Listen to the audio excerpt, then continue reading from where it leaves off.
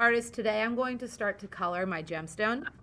I have my analogous, my value scale practice paper. I've got my piece I drew from last class. And now essentially I need to take my pencils that I've chosen and I'm going to blend in sections of my piece using the value scale paper that I have here. So for my middle section, I left empty. I didn't break it into triangles. So I'm shading almost on a curve here, going dark, medium, light.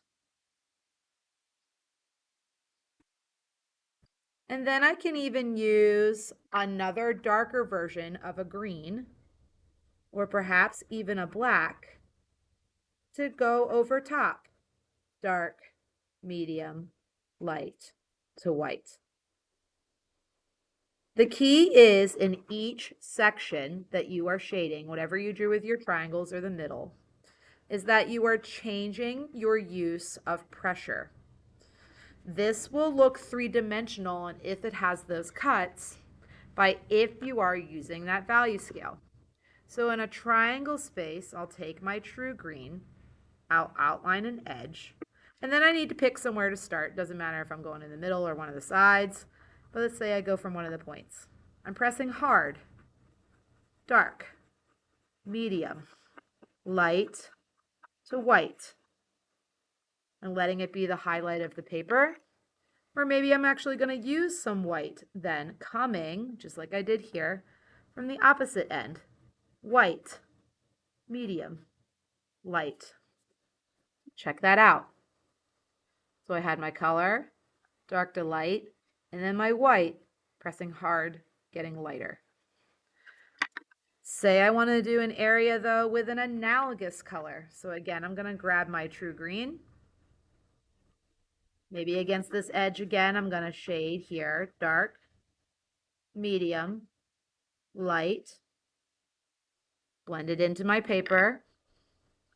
And now I'm coming from that other corner with more of a yellow, dark, medium, light.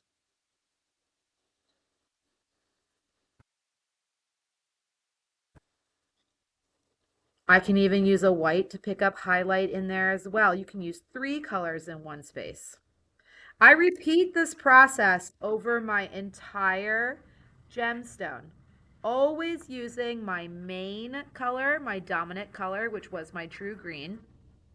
And then I'm either adding an analogous color, a same color, this time just a green, only a dark green, or I'm working in with a white.